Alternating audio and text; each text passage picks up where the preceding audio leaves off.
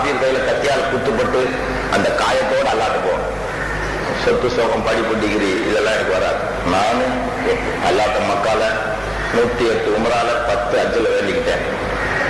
உனக்காக என் வாழ்க்கையை அர்ப்பணிச்சேன். இந்த உலகத்துல எனக்கு நீ கஷ்டத்தை கொடு, குஷ்டத்தை கொடு, நஷ்டத்தை கொடு, சிறையை கொடு, சிலுவையை கொடு, சிரமங்களை கொடு, சிரித்தபடி நான் உன் சிராத்தின் வழி நடத்தேன். எத்தனை சிறைகள் கொடுத்தாலும் சரி, எவ்வளவு அடக்குமுறைகள் வந்தால் நான் சமரசம் பண்ண மாட்டேன். தௌஹீதோடு மட்டும்தான் நான் தலை நிமிர்ந்து நிற்பேன்.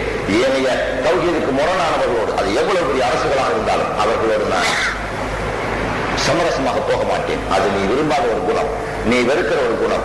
அதனால் உன் வெறுப்புக்கு எனக்கு விருப்பமாக இருந்த பலவற்றை நான் திறந்து விட்டு உன் வழியை நான் என்னை குர்பானாக்கிக் கொண்டேன், என்னை பனாவாக்கிக் கொண்டேன், என்னை நான் அர்ப்பணித்தேன், சமர்ப்பித்தேன்.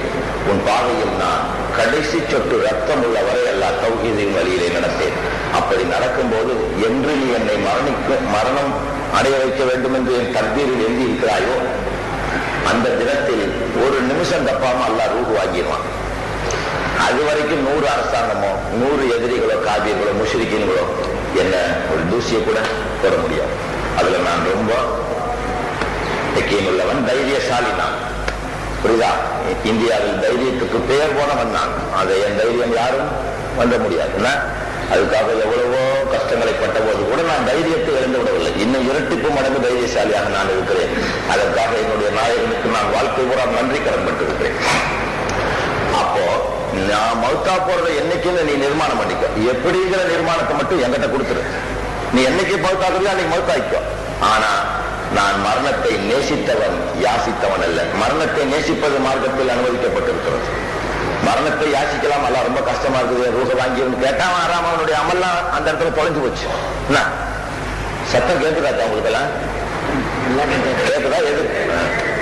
அப்போ அல்லாஹ் எனக்கு நீ மரணிக்கிற தேதியை நீ நிர்மாணம் பண்ணிக்கும். மரண முறையை எனக்கு ஒரு சின்ன ஆசை.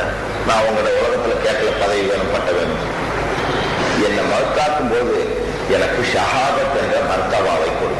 எவனோ ஒரு முஷ்ரிக்கீனோ, ஒரு முனாஃபிக்கீனோ, ஒரு காஃபிரீனோ என்னை கத்தியில சுத்தி அந்த காயத்தோடு நான் ரூஹு போகணும். நான் போகும்போது நான் நடந்த மண்ணில் ஒரு 10 சொட்டு ரத்தமாவது விட்டுட்டு வர்ற வாய்ப்பை கொடு. அதுக்கப்புறம் நான் மறுக்க மாட்டேன். அல்லாஹ் சொல்லிட்டானே ஷஹீதான, எனக்கு மரணமற்ற ஒரு தன்மை கொடுங்க. அல்லாஹ் என் துவாவை கபூல் ஆக்கிடுவான். ஏன்னா நான் உங்களை மாதிரி குனிஞ்சு நடந்தவன் அல்ல, துனியாவில் பணிந்து நடந்தவன். ஆனால் புனிய மறுத்தவன். இவன் தான் இறை நேசாளர்களுக்கு, இறை நேசர்களுக்கு அடையாளமானவன். யார்? கனிவை துணை கொண்டு குளியாமல் வாழ்கிறானே துணிவாக ஒருவன், அவன் தான் அல்லாவுக்கு உவப்பானவன், அல்லாஹ் விரும்புகிற சீதேவியான குணமுடையவன். கோழைகள் அவன் என்னைக்கும் அல்லாவை ஏமாத்திடுவான், துனியாவை ஏமாத்திடுவான். கியாமத் வரதுக்குள்ள அவனுடைய நெஞ்சத்துல பல கோளாறு.